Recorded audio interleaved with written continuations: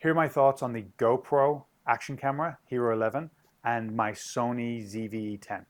Two very different cameras, right? What are you going to use them for?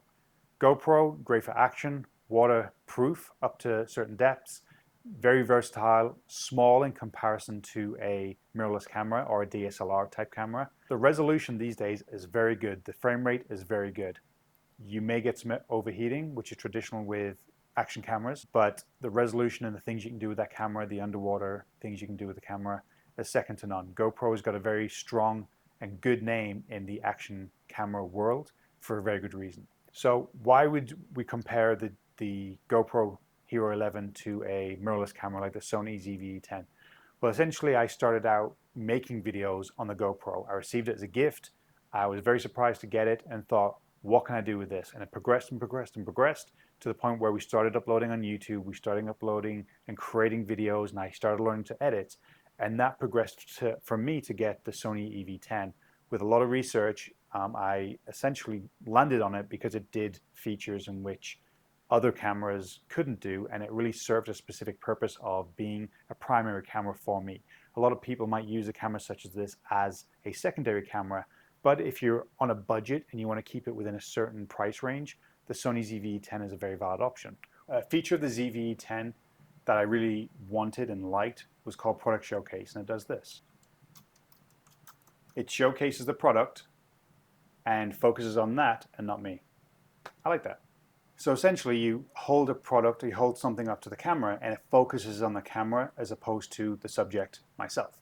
I like that because obviously if we're doing YouTube videos or we're doing product videos, then we want to be able to put something up close to the camera and it focus on there and highlight the product that we're presenting to the camera. It does that automatically. It's a setting you press on.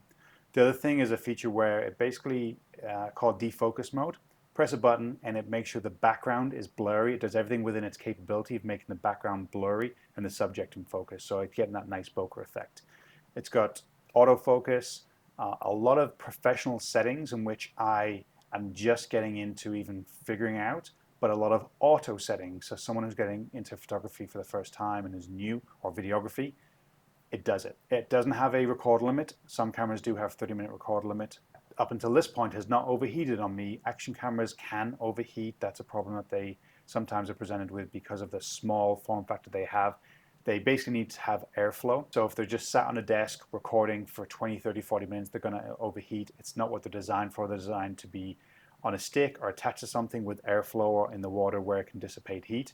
Whereas this Sony EV10, so far, no overheating issues. I have a battery plugged in, which is a continuous charger, which basically means it has a wire coming out of it into the outlet. I can just basically put that in and not have to worry about my battery life if I'm doing any long type of filming. So two very different cameras, and again, the reason for the comparison is I started out YouTube, I started out creating product videos with the GoPro. It served a purpose. I bought the media mod for it, I bought shotgun mics for it, I bought wireless mics for it, and you can do that. It's versatile. It's an action camera. It can become a vlogging camera. It can become a studio camera for talking head sections like this.